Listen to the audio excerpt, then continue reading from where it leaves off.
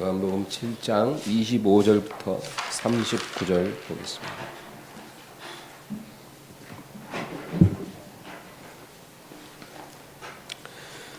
(7장 25절부터) 39절까지입니다. 예루살렘 사람 중에서 어떤 사람이 말하되 이는 그들이 죽이고자 하는 그 사람이 아니냐. 보라, 드러나게 말하되 그들이 아무 말도 아니하는도다. 당국자들은 이 사람을 참으로 그리스도인 줄 알았는가. 그러나 우리는 이 사람이 어디서 왔는지 아노라. 그리스도께서 오실 때에는 어디서 오시는지 아는 자가 없으리라 하는지라. 예수께서 성전에서 가르치시며 외쳐 이르시되 너희가 나를 알고 내가 어디서 온 것도 알거니와 내가 스스로 온 것이 아니니라. 나를 보내신 이는 참되시니 너희는 그를 알지 못하나 나는 아노니 이는 내가 그에게서 났고 그가 나를 보내셨음이라 하시니 그들이 예수를 잡고자 하나 손을 대는 자가 없으니 이는 그의 때가 아직 이르지 아니하였음이로라. 우리 중에 많은 사람이 예수를 믿고 말하되 그리스도께서 오실지라도 그 행하실 표적이 이 사람의 행한 것보다 더 많으려 하니 예수에 대하여 무리가 수근거리는 것이 바리새인들에게 들린지라. 대제사장들과 바리새인들이 그를 잡으려고 아랫사람들을 보내니 예수께서 이르시되 내가 너희와 함께 조금 더 있다가 나를 보내신 이에게로 돌아가겠노라. 너희가 나를 찾아도 만나지 못할 터이요 나 있는 곳에 오지도 못하리라 하시니 이에 유대인들이 서로 묻되 이 사람이 어디로 가기에 우리가 그를 만나지 못하리요. 헬라인 중에 흩어져 사는 자들에게로 가서 헬라인을 가르칠 터인가. 나를 찾아도 만나지 못할 터이요 나 있는 곳에 오지도 못하리라 한 이 말이 무슨 말이냐 하니라. 명절 끝날 곧 큰 날에 예수께서 서서 외쳐 이르시되 누구든지 목마르거든 내게로 와서 마시라.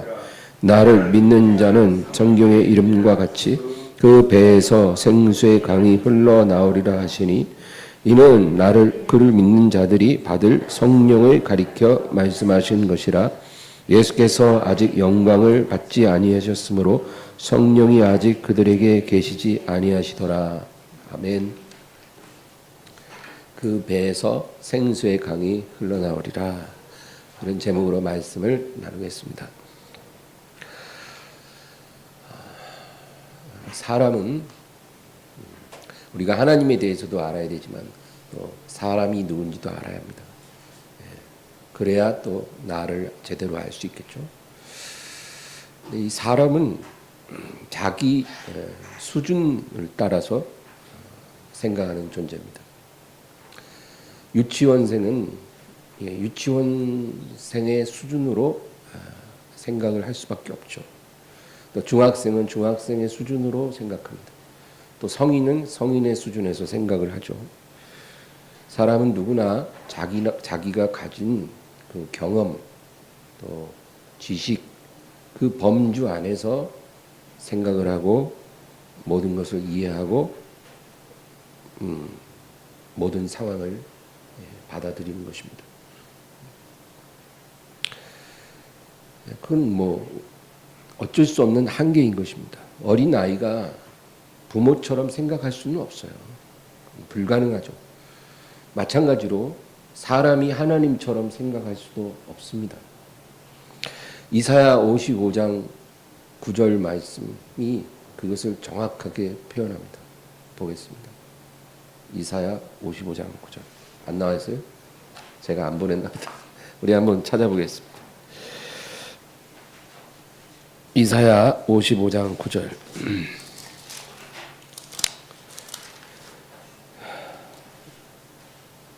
다 같이 읽겠습니다. 이는 하늘이 땅보다 높음같이 내 길은 너희의 길보다 높으며 내 생각은 너희의 생각보다 높음이니라. 이 한 구절에 하나님과 우리가 얼마나 다를 수밖에 없다는 게 분명하게 나옵니다. 하나님 뭐라 그래요? 내 길과 내 생각은 너희 길과 너희 생각보다 높다는 거예요. 얼마나 높으냐? 하늘이 땅보다 높은 같이 높다. 그러니까 측정 불가라는 거예요. 예, 그냥 어느 정도 차이가 있는 게 아니라 헤아릴 수 없는 간격이 있다는 거예요. 예, 그런데 어떻게 사람이 하나님의 생각을 알겠습니까? 우리가 성경을 열심히 읽고 공부를 해야 합니다. 왜 그러냐면 이 성경은 우리가 하나님에 대하여 알아야 될 그 지식을 하나님께서 계시해 주신 것입니다. 하나님이 자신을 우리에게 나타내야 우리가 알 수 있거든요. 근데 하나님이 자신을 우리에게 다 보여줄 수는 없어요. 그건 우리가 받아들일 수 없는 영역입니다. 그래서 하나님이 사람이 반드시 하나님에 대해서 알아야 될 것만을 계시해 주시는 거예요. 그게 성경입니다. 그래서 우리가 성경을 통해서 하나님을 아는 것이 우리가 하나님을 알 수 있는 유일한 방법입니다. 그래서 성경이 소중한 거죠. 성경을 모르고 하나님을 알 수는 없어요. 성경 없이 영적 존재를 안다고 하는 사람들은 누굽니까? 그건 이제 무당들이죠. 신접자들, 영매들, 이런 사람들이죠. 그들이 아는 지식은 귀신들에 대한 지식입니다. 하나님에 대한 지식이 아니에요. 사람이 하나님을 알기 위해서는 하나님이 자신을 계시해 준 그 성경을 통해서만 우리가 하나님을 알 수가 있는 것입니다. 그래서 우리가 하나님에 대해서 몰라야 할 것은 알 필요가 없는 거예요. 그 하나님이 지금 너희가 알 필요 없다는 거예요. 그래서 그런 부분은 성경에 나오지 않습니다. 그러니까 성경에 나오지 않는 것은 하나님이 우리가 알 필요가 없다는 거예요. 근데 그거를 억지로 알려고 사람들이 그렇게 애를 씁니다. 꼭 선악과 따먹는 아담과 하와처럼 먹지 말라 그러는데 꼭 먹어요. 어떤 지식을 얻기 위해서. 그러다가 귀신의 미혹에 빠지는 거예요. 하나님이 계시 주지 않았는데 하나님을 알려고 하다가 오류에 빠지는 겁니다. 예를 들면 이런 거 있죠. 가인이 아벨을 죽이고 쫓겨났는데 가인이 하나님께 그러잖아요. 나를 만나는 자마다 나를 죽이려 하나이다. 아담과 하와가 가인과 아벨을 낳았는데 그 당시에 또 많은 사람이 있었다는 얘기잖아요. 성경적으로는 해석이 안 돼요. 성경이 말해주지 않는 건 그냥 덮어둬야 돼요. 덮어두고 우리가 모든 것을 다 알게 되는 그날에 우리가 알면 되는 거예요. 성경이 말하는 것만 우리가 정확히 알면 충분하다. 그것입니다. 그러나 하나님은 성경 속에 갇히실 수 없는 분입니다. 그렇죠? 성경보다 크신 하나님이에요. 우리가 성경을 통해 만나는 하나님이 하나님을 다 말해주는 게 아니에요.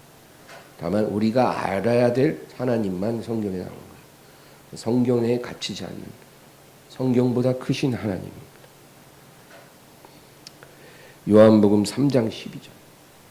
내가 땅의 일을 말하여도 너희가 믿지 아니하거든 하물며 하늘의 일을 말하면 어떻게 믿겠느냐. 예수님이 이 세상에 오셔서 말하신 것들은 땅의 일들입니다. 그러니까 하늘에 속한 일들은 말해봐야 우리가 소화를 못해요. 이해할 수 없는 것들이에요. 그래서 예수님은 땅에서 살고 있는 우리가 이해하고 받아들일 수 있는 것들만 말해 주셨는데 그것도 너희가 이해를 못하고 믿지를 않는데 내가 하늘에 있는 일을 말하면 어떻게 믿겠느냐. 그 말씀이죠. 그래서 예수님이 이 세상에 계실 때 그 당시의 유대인들은 예수님의 말을 이해하지 못했습니다. 이해할 만큼 말을 해도 이해를 못했어요. 근데 이게 그들의 문제가 아니라 우리의 문제이기도 해요. 우리도 하나님을 많은 부분에서 오해를 합니다. 이런 오해 때문에 우리가 실족할 수도 있어요. 진리를 알지니 진리가 너희를 자유롭게 하리라 하느니라. 진리를 모르니까 자유가 없어요. 그리고 실족합니다. 예를 들면 하나님이 우리를 높여주신다. 그런 약속이 있잖아요. 성경에. 내가 너희를 높이리라. 저가 나를 안즉 내가 저를 높이리라. 근데 이 하나님이 높여주신다는 약속을 우리는 오해를 합니다. 이 말은 의미 없는 인생을 의미 있는 인생으로 바꿔주시고 무가치한 사람을 하나님이 기뻐하시고 인정하시는 사람으로 변화시켜 주신다는 약속이에요. 내가 이제까지는 무가치한 사람, 무의미한 인생을 살았었는데 이제 하나님께서 그 말씀을 믿고 순종할 때 우리를 변화시켜 주신다는 거예요. 그게 하나님이 보실 때 우리를 높여주시는 겁니다. 그렇잖아요, 여러분. 무가치한 사람이 아주 가치 있는 사람이 되고 무의미한 삶이 의미 있는 삶을 살 수 있다. 그것만큼 높아지는 게 어디 있어요? 근데 우리는 그렇게 이해하지 않고 우리 수준에서 이해를 해요. 그래서 이제 승진하려나 보다. 이제 뭐 사업이 좀 잘 되려나 보다. 이제 내가 이제 멸시 안 받고 과시 안 받고 이제 좀 어깨 좀 의수되고 좀 좋은 집에서 살고 좋은 자동차 타고 이제 그렇게 살 수 있을려나 보다. 그런 식으로 이해를 하죠. 높이신다는 약속을 그렇게 받아들입니다. 그러니까 우리 수준에서 받아들이는 거예요. 그러니까 문제가 뭐냐면 그런 일이 안 일어나면 하나님이 약속을 안 지키셨다고 서운해한다는 거죠. 우리가 잘못 이해한 건데 하나님을 원망하는 거예요. 내가 너에게 아브라함의 복을 주신다. 그런 약속도 그것은 하나님 나라에서 우리가 누릴 분이시죠. 이 세상이 아니라 하나님 나라예요. 그런데 대부분의 사람들은 아브라함의 복을 우리가 그리스도 안에서 받는다 그러면 이 세상에서 복을 받는 걸로 생각을 합니다. 우리가 이해하지 못하기 때문에 우리 수준으로 이해를 함으로 이런 오류가 생기는 거예요. 예수님을 따르던 제자들은 예수님을 따르는 그 대가를 이 세상에서 받을 것으로 기대했습니다. 정말로 그들이 그랬어요. 누가복음 22장 28절에서 30절. 너희는 나의 모든 시험 중에 항상 나와 함께한 자들인즉 내 아버지께서 나라를 내게 맡기신 것 같이 나도 너희에게 맡겨 너희로 내 나라에 있어 내 상에서 먹고 마시며 또는 보좌에 앉아 이스라엘 12지파를 다스리게 하려 하노라. 정말 예수님이 12제자들을 엄청 축복해 주셨어요. 너희들은 나의 모든 고난에 참여했기 때문에 내가 내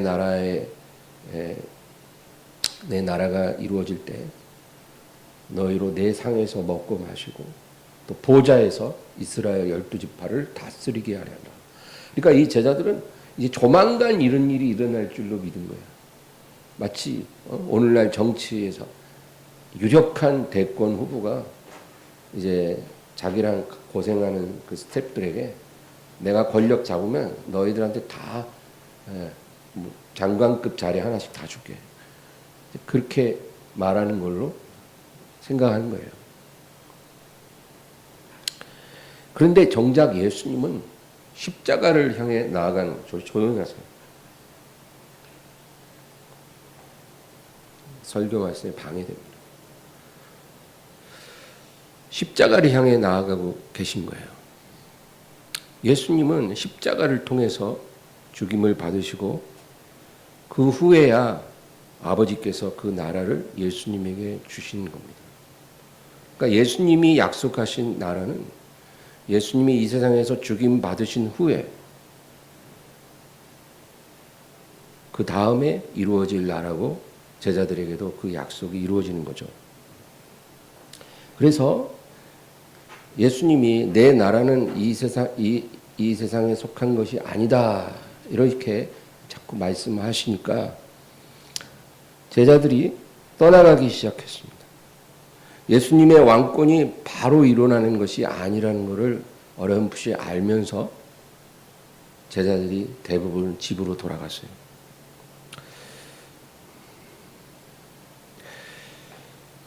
유대인들은 예수님을 전혀 이해하지 못했습니다. 그래서 예수님을 조롱하고 모욕했어요. 그런데 예수님은 그런 것들에 전혀 개의치 않고 그런 것들을 아무렇지도 않게 받으셨습니다. 왜냐하면 장차 더한 수모와 고난을 받으셔야 하는 분이기 때문에 그래요. 예수님은 성전이 더럽혀졌을 때는 굉장히 분노하셨지만 자기에게 조롱할 때는 예수님은 아무렇지도 않게 받으셨습니다. 왜냐하면 예수님은 이 세상에서 고난받기 위해 오신 분이기 때문에 그래요. 아버지의 집이 더럽혀지는 건 견딜 수 없이 화를 내셨지만 자기에 대한 조롱과 모욕과 공격은 예수님에게는 아무것도 아닌 거예요. 예수님은 이 세상의 왕권을 얻기 위해 오신 것이 아니라 자기 백성들을 위해 죽기 위해 오신 것입니다. 오늘 이제 본문 보겠습니다. 25절에서 27절. 예루살렘 사람 중에서 어떤 사람이 말하되 이는 그들이 죽이고자 하는 그 사람이 아니냐. 보라, 드러내게 말하되 그들이 아무 말도 아니하는도다.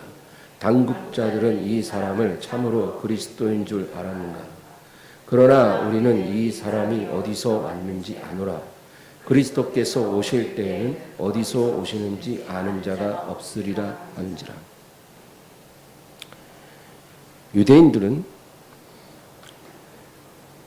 그리스도가 메시아가 이 세상에 오실 때는 갑자기 나타나실 것이고 그가 어디서 오는지 우리가 알 수 없으리라고 생각을 했습니다.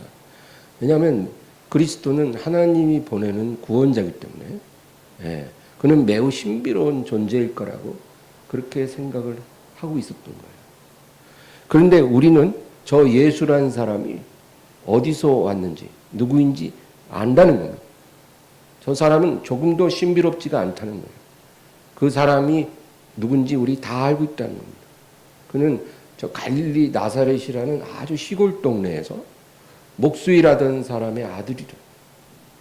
그 동생들 우리가 다 잘 알고 있지 않느냐.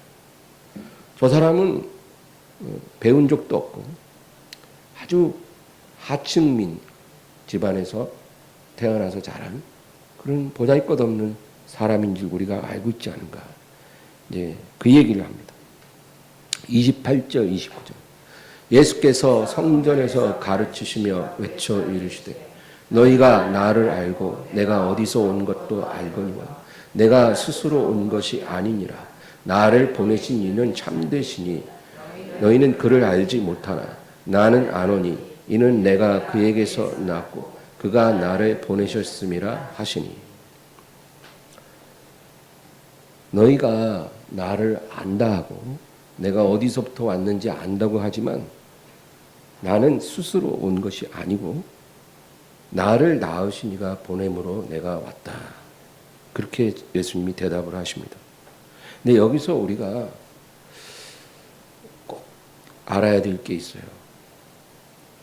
예수님은 자기를 믿지 않는 자들, 자기를 조롱하는 사람들에게 자기를 이해시키고 믿게 하려고 그렇게 설득하시지 않았다는 겁니다. 그들의 모든 의혹을 풀어주고 그들에게 설명을 잘 해주고 내가 왜 그리스도인지 이렇게 설득을 할 수도 있잖아요. 믿지 않으니까. 근데 예수님은 설득하지 않고 자기 자신에 대해서 증언만 하십니다. 증언하는. 여러분, 증언이 뭡니까? 증언은 어떤 사실에 대해서 그렇다 아니다라고 말하는 것입니다. 어떤 것을 설명하고 납득시키고 논리적으로 이렇게 설득하는 게 아니고요. 그냥 그렇다 아니다만 증언하는 겁니다. 이게 예수님이 사람들에게 말씀하신 방식이에요. 여러분, 법정에 가면 증인이 있지 않습니까? 이 증인은요, 어떤 사실에 대해서 그 일이 있었으면 있었다, 없었으면 없었다. 내가 어떤 말을 들었으면 그 말을 내가 들었다, 못 들었다. 내가 뭘 봤으면 내가 봤다, 못 봤다. 그렇게만 말하는 게 증인입니다. 그래서 증언이라는 거는 그런 식으로 말하는 거예요. 그러니까 있는 사실을 그냥 담백하게 그렇다 아니다 그렇게 말하는 거. 그게 증언입니다. 예수님은 막 사람들이 자기를 의혹하고 의심하고 조롱하고 해도 그런 말에 일일이 반응한 게 아니라 그냥 자기 자신에 대해서 진리에 대해서 그냥 증언만 하시는 거예요. 그 말을 들은 자들이 그것을 믿든지 안 믿든지 그것은 그들의 몫이죠. 그들을 설득하시지 않았다는 것입니다. 우리가 사람들에게 예수님을 전할 때도 우리는 믿지 않는 자들을 설득하는 게 아니라 증언하는 것입니다. 그래서 우리가 예수님의 이 방식을 알아야 합니다. 우리가 믿지 않은 사람들을 설득하도록 만들 필요는 없어요.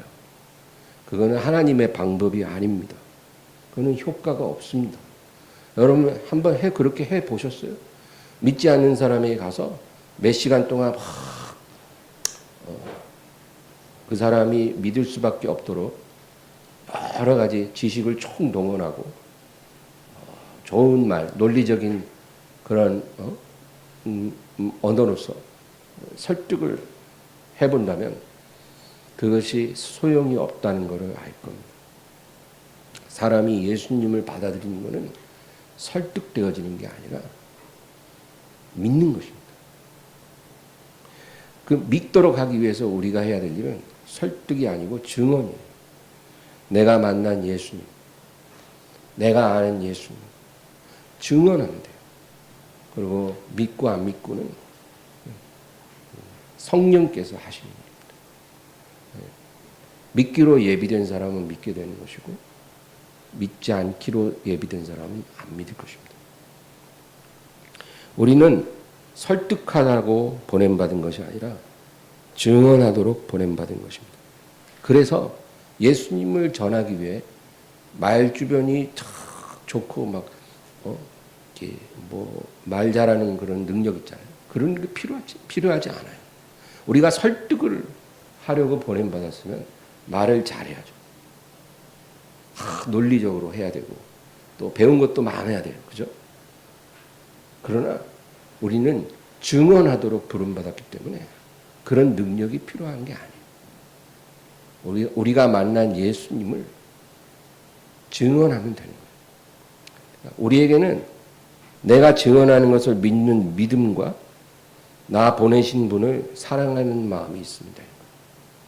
그러면 우리는 증인의 삶을 살 수가 있습니다.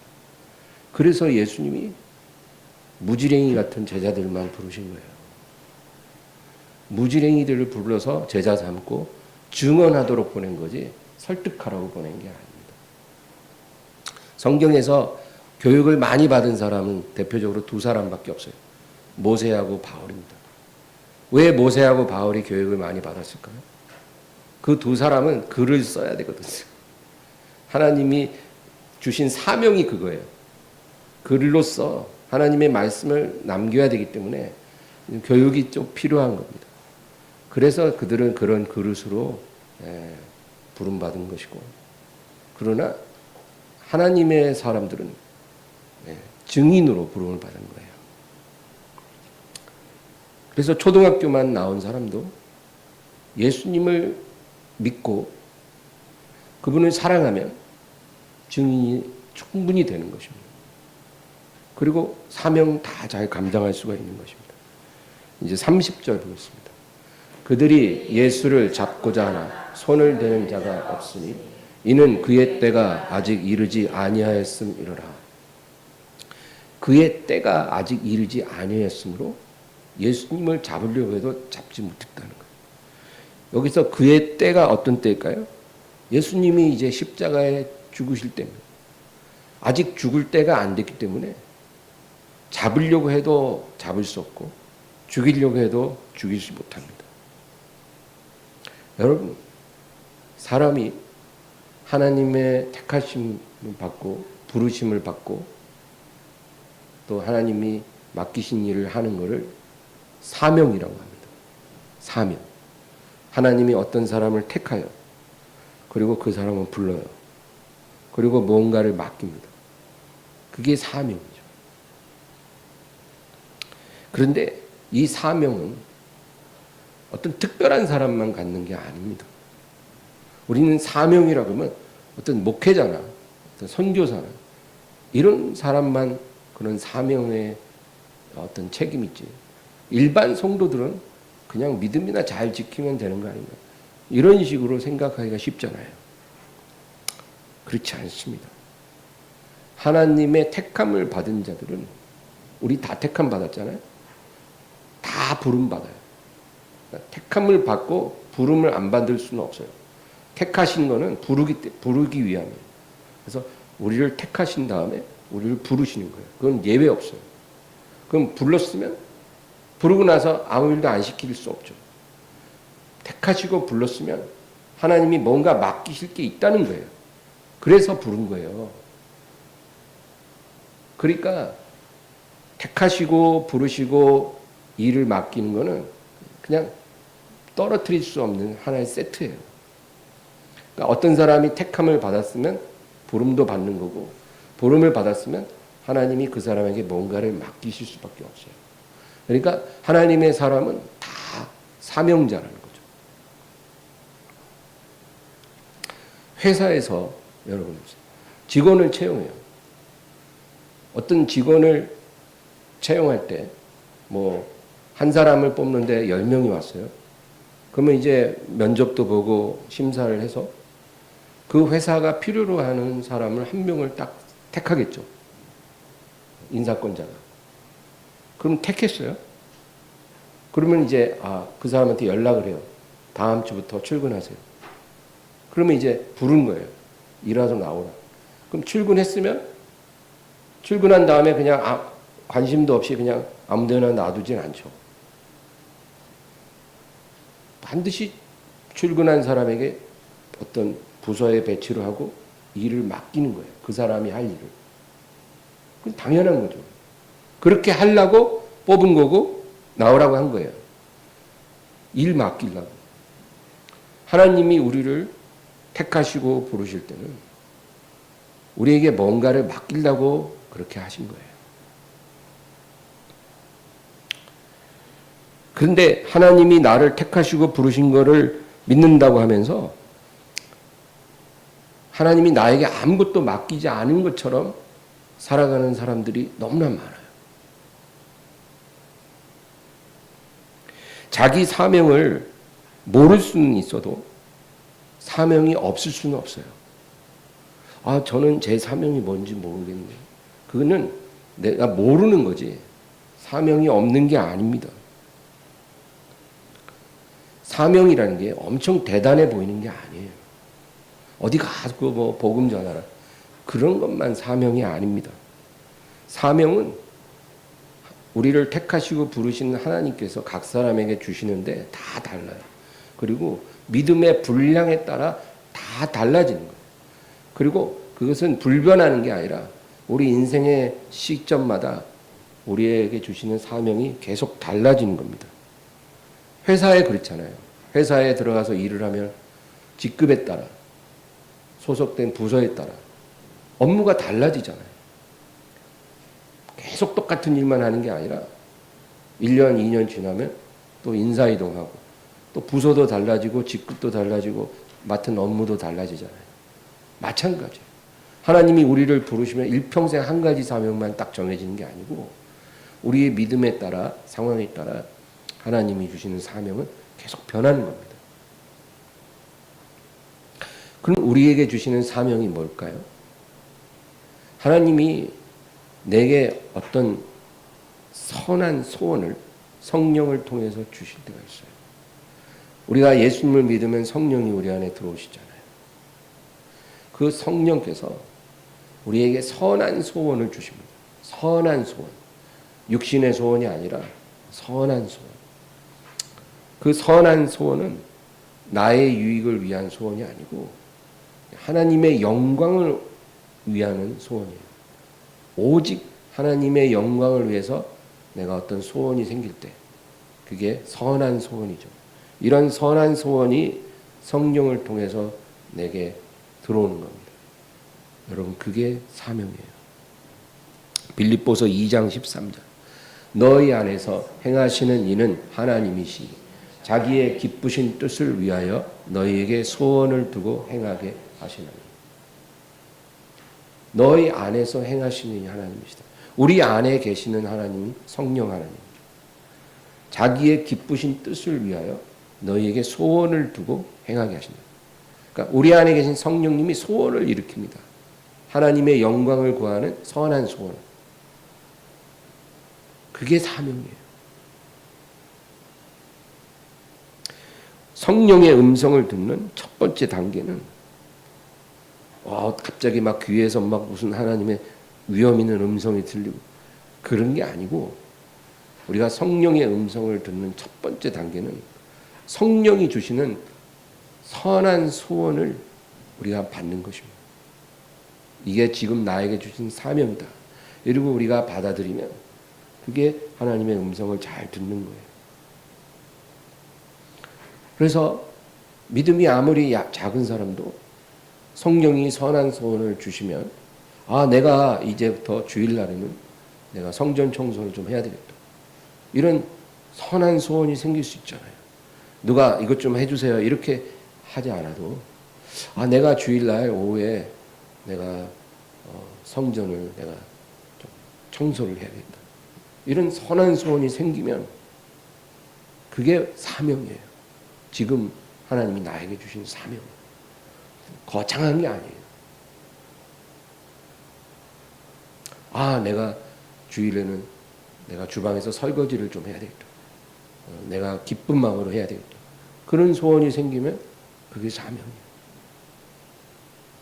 내가 이제부터는 매일 30분씩 시간을 정해놓고 기도해야 되겠다.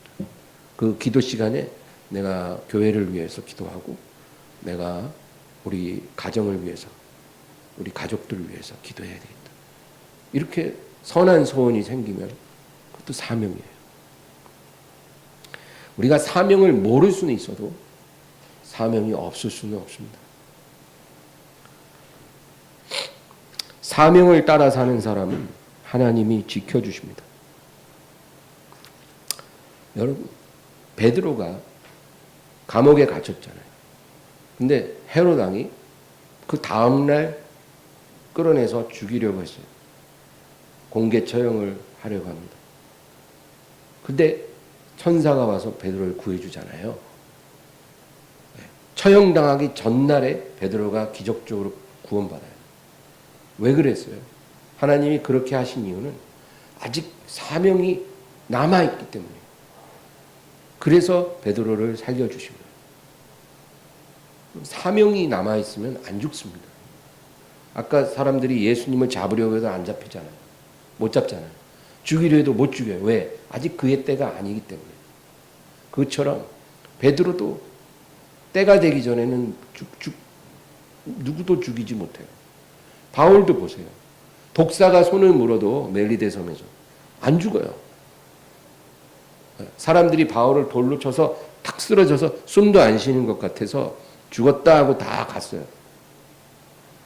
완전히 죽었어요. 근데 바울이 일어나서 집으로 갔다잖아요. 아직 죽을 때가 아니니까 머리를 돌로 그렇게 맞아도 안 죽어요. 욥기가 그거 얘기했잖아요. 욥이라는 사람에게 많은 재앙이 왔어요. 근데 그 재앙들이 일어날 때 성경이 말해주는 거는 하나님이 허락하지 않는 재앙은 하나도 안 일어났어요. 다 마귀가 하나님의 허락받고 그 일을 하는 거예요. 욥기가 말해주는 놀라운 비밀 중에 하나가 그거예요. 우리의 인생에 일어나는 어떤 재앙도 마귀가 허락 안 받고 할 수 없다는 거예요. 하나님이 그렇게 해도 좋다 하고 허락해야 하는 거예요.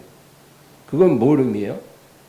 우리가 하나님의 사랑 안에 거하고 있다면 우리에게 일어나는 모든 안 좋은 일도 사실은 선한 섭리라는 거죠.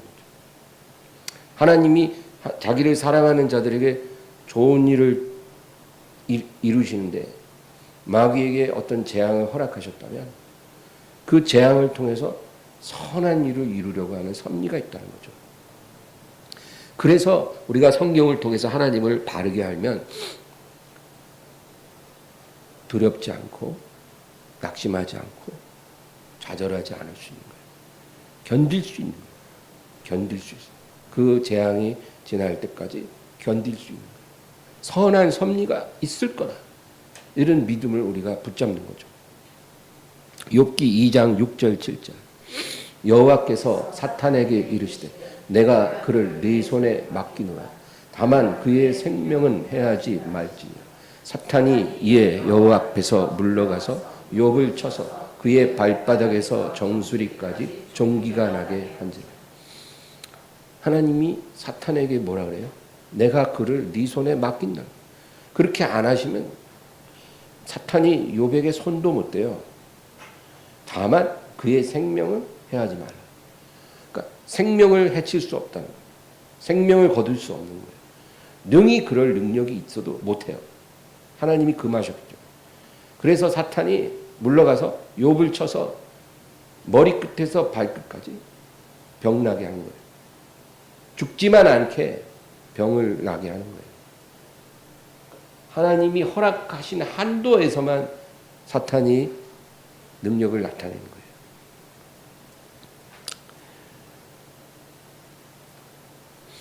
오늘 다시 본문으로 가서 31절에서 33절 무리 중에 많은 사람이 예수를 믿고 말하되 그리스도께서 오실지라도 그 행하실 표적이 이 사람의 행한 것보다 더 많으랴 하니 예수에 대하여 무리가 수군거리는 것이 바리새인들에게 들린지라. 대제사장들과 바리새인들이 그를 잡으려고 아랫사람들을 보내니 예수께서 이르시되 내가 너희와 함께 조금 더 있다가 나를 보내신 이에게로 돌아가겠노라. 예수님이 행하시는 표적을 보고 많은 사람들이 예수님의 말씀을 믿기 시작했어요. 표적이 필요하긴 해요. 표적이 없었으면 누가 예수님의 말을 믿었겠어요? 자기가 하나님의 아들이라고 그러는데. 그래서 표적이 이제 필요한 거죠. 표적을 본 사람들이 예수님의 말씀을 이제 믿기 시작하니까 대제사장들과 바리새인들이 이제 위기감을 느낀 거예요. 그래서 아랫사람들 보내서 예수님을 잡으려고 하는데 예수님이 뭐라 그래요? 내가 너희와 함께 조금 더 있다가 나를 보내신 이에게로 돌아가리라.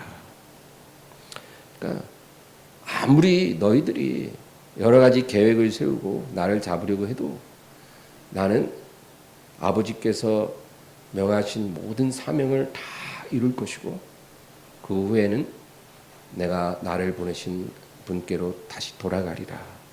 그 말씀을 하시는 겁니다. 34절에서 36절 너희가 나를 찾아도 만나지 못할 것더이요 나 있는 곳에 오지도 못하리니 이에 유대인들이 서로 묻되 이 사람이 어디로 가기에 우리가 그를 만나지 못하리요 헬라인 중에 흩어져 사는 자들에게로 가서 헬라인을 가르칠 터인가 나를 찾아도 만나지 못할 터이요 나 있는 곳에 오지도 못하리라 한 이 말이 무슨 말이냐 하니라.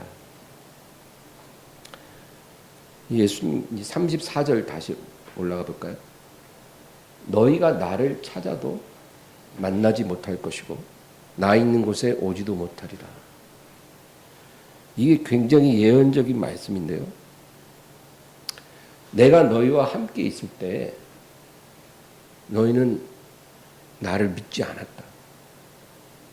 너희가 나를 믿을 수 있는 기회가 왔을 때 너희가 나를 믿지 않았기 때문에 이제 너희가 나를 찾을 때는 나를 만나지 못할 것이고 나 있는 곳에 너희는 오지 못할 것이다. 너희는 천국에 들어오지 못한다. 이제 그 말씀이죠. 여러분, 이건 굉장히 중요한 메시지예요. 우리에게 구원의 문이 열려 있을 때 그 문으로 들어가야 합니다. 그 문이 열려 있을 때 들어가지 않으면 그 문이 닫힌 다음에는 그 문은 열리지 않아요. 그 얘기를 주님이 하시는 거예요. 구원받을 만한 때, 은혜 받을 만한 때, 그 때가 왔을 때 그 때를 너희들은 놓치지 말라는 것입니다. 영생을 얻을 기회가 항상 있지는 않다는 겁니다. 잠언 1장 27, 28절 너희의 두려움이 광풍같이 임하겠고 너희의 재앙이 폭풍같이 이르겠고 너희에게 근심과 슬픔이 임하니 그때 너희가 나를 부르리라. 그래도 내가 대답하지 아니하겠고 부지런히 나를 찾으리라.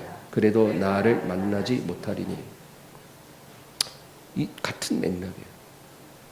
너희에게 두려움과 재앙이 광풍과 같고 폭풍과 같이 이를 것이라는 거예요. 갑자기 온다는 거예요. 두려움과 재앙이. 그리고 근심과 슬픔이 임할 것이다.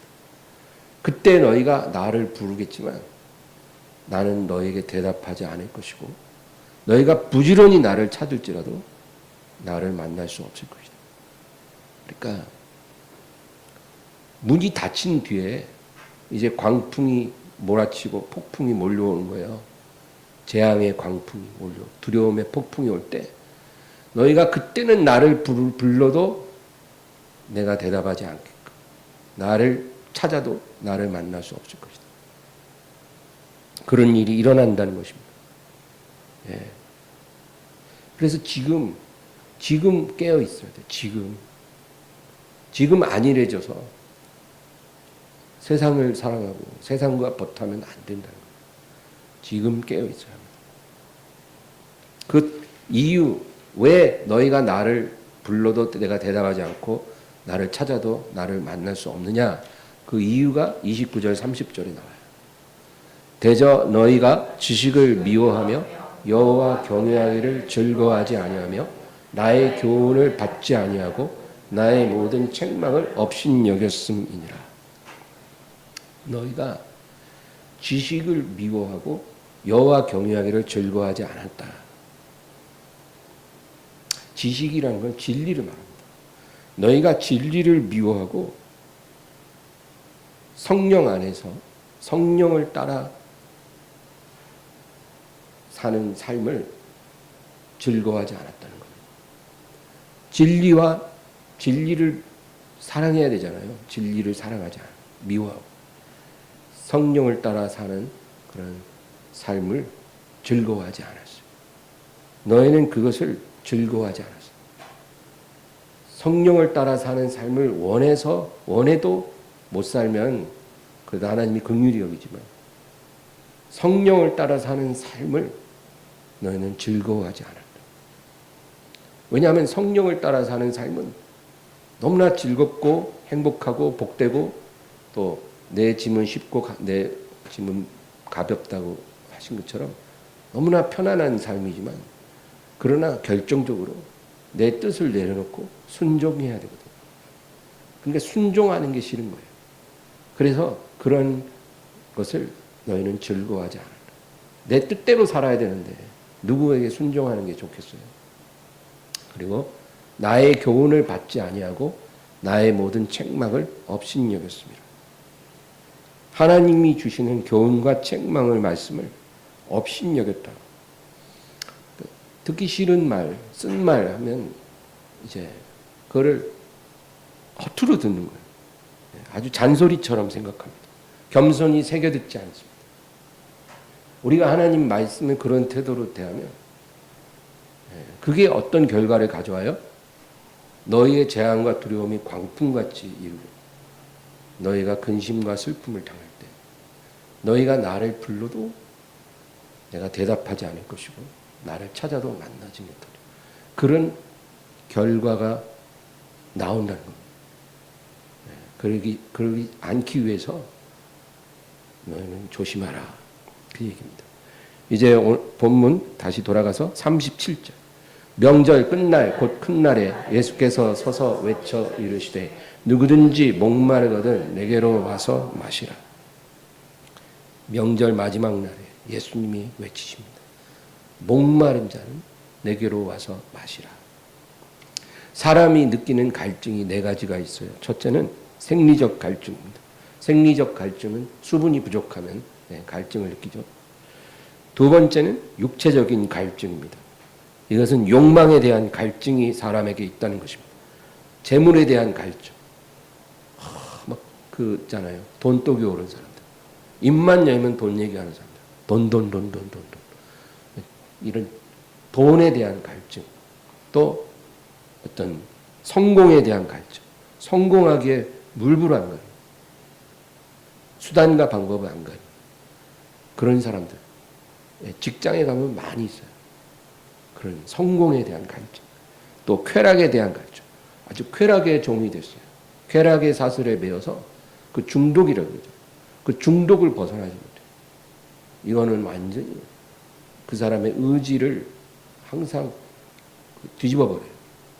선한 의지가 있는지 없는지는 모르겠지만 의지를 넘어서는 그런 쾌락 중독이 있어요.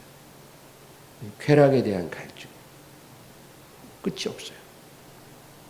이런 것이 육적인 갈증입니다. 그 다음에 세 번째는 혼적인 갈증. 혼적인 갈증. 이제 혼이 뭐라 그랬어요? 우리의 마음, 우리의 인격 이거죠. 그러니까 어떤 정신적이고 정서적인 갈증, 애정 결핍증 같은 거 있잖아요. 애정에 대한 갈증. 누군가 사람에게 사랑받고 싶고 인정받고 싶고 그런 갈증이 있다는 거죠. 사람에게. 또는 어떤 지적인 갈증. 공부하고 싶은 거예요. 뭔가 막 알고 싶은 거예요. 그런 갈증. 이런 것들이 다 혼적인 갈증이에요. 인간적인 거죠. 그리고 네 번째 갈증이 영적인 갈증이 있습니다. 오늘 예수님이 목마른 자는 내게로 와서 마시라 하실 때 예수님이 약속하신 이것은 영적 갈증을 내가 해결해 주겠다. 그 약속이에요. 그거를 우리가 오해해서 육적인 갈증을 해결하기 위해 예수님께 가면 아무 소용이 없을 거예요. 혼적인 갈증, 정신적이고 정서적인 갈증을 해결하는 것도 아니에요. 영적 갈증을 해결해 주겠다는 거예요. 영적 갈증이 해소되면 혼적인 갈증도 뒤따라서 해결이 되게 되어 있습니다. 예수님 안에서 외로움을 이긴 사람만이 사람으로 인해서 또 외로움을 능히 이길 수 있어요. 사람 없이는 외로움을 이길 수 없다면 그 사람은 온전한 영적 축복을 모르는 거죠. 우리가 다 외롭잖아요. 그 외로움을 사람으로 이기기 시작하면 우리는 혼적인 갈증에 허덕이며 살 수밖에 없어요. 어떤 사람은 남편 없이는 못 살아요. 이런 사람 있죠. 내 아내 없이는 못 살아요. 그러면 이 사람은 혼적인 갈증에 매인 사람이에요. 그런 사람은 자기도 불행하고 남편도 아내도 불행해져요. 나는 내 아들 하나 없으면 못 살아요. 그러면 본인도 불행하고 아들도 불행해져요. 예수님 없이는 못 살아요. 이런 사람이 돼야 예수님은 우리를 실망시키지 않잖아요. 예수님 안에서 만족하고 행복하고 외롭지 않고 그래야 우리의 모든 삶이 다 변화되는 거예요. 그래야 우리가 비로소 아내한테도 남편한테도 자식한테도 제대로 잘해줄 수 있는 그런 사람이 되는 거예요. 자유로우니까. 예수님 안에서 모든 것이 해소되고 자유로우니까 그 자유로움으로 남편에게 정말 좋은 걸 줄 수 있고 아내에게 좋은 걸 줄 수 있고 자식한테 좋은 걸 줄 수 있는 그런 부모가 되는 거예요. 근데 예수님으로부터 해결된 마음이 없이 나는 내 아들 없으면 못 살아.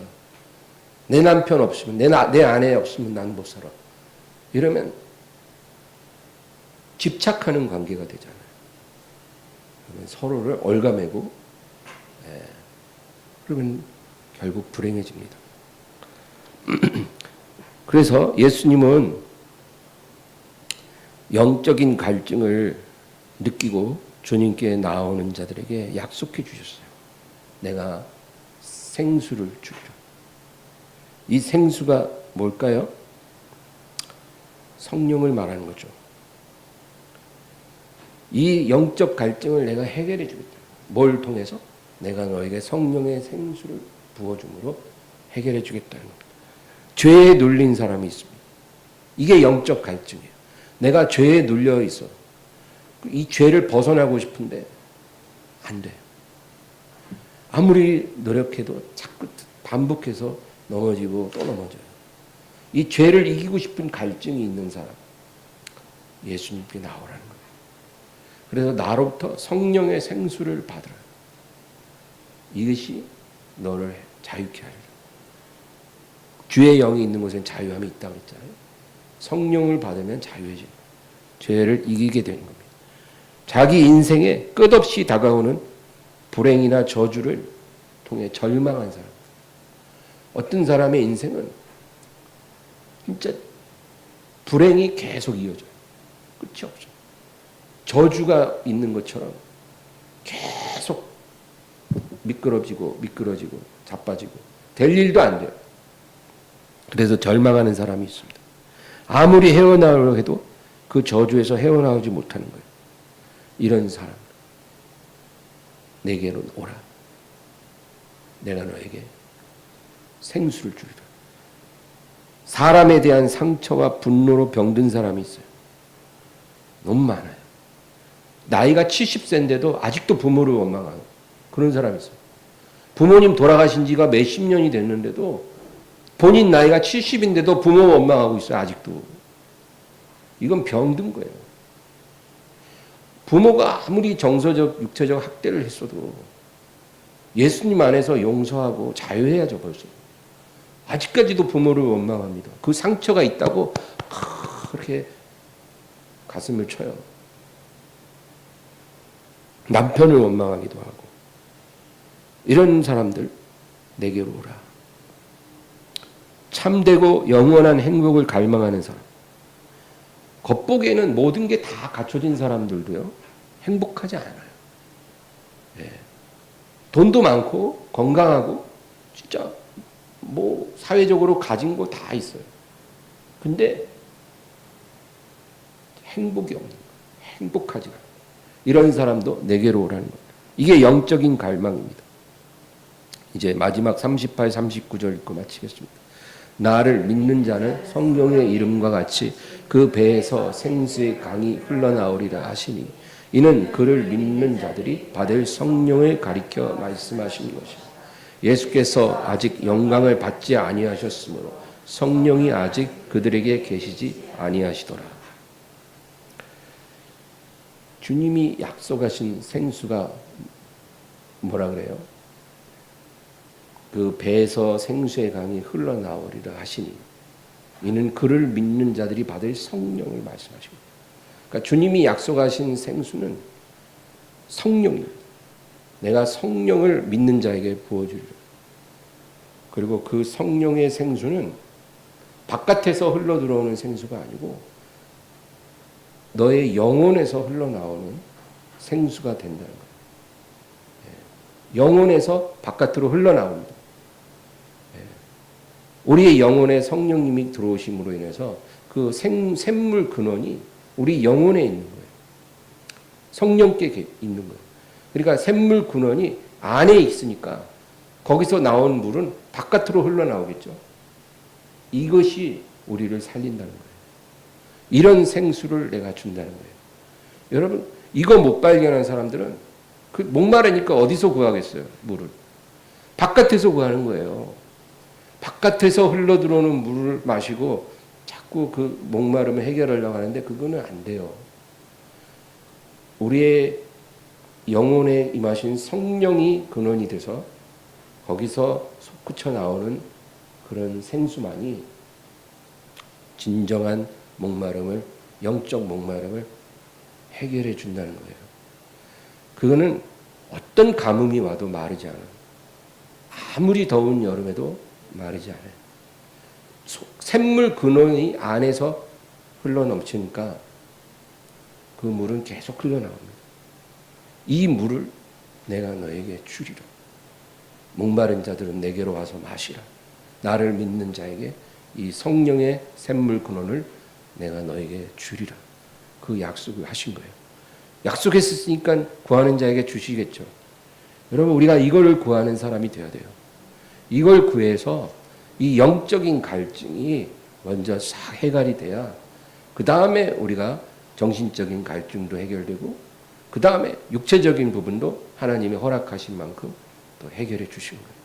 이런 순서대로 이렇게 흘러나가야 이게 바람직한 거다. 주님께서 말씀을 하시는 것입니다. 기도하겠습니다. 하나님 아버지 감사합니다. 오늘도 주님을 의지하게 하시고 하나님 말씀 붙잡고 기도할 때 성령의 능력으로 저희를 붙잡아 주시고 아버지 하나님 마르지 않는 우리의 영혼에서 흘러나서 우리 배에서 흘러나오는 그러한 성령의 생수를 우리에게 주시옵시고 또 바라옵기는 하나님 우리 가운데 사명 모르고 사는 자가 없게 하여 주시고 내게 주시는 성령의 선한 소원을 깨달아서 날마다 그 사명을 위해서 살고 그 사명으로 살아가는 그러한 저희들이 되게 하여 주시옵소서. 예수님의 이름으로 기도합니다. 아멘.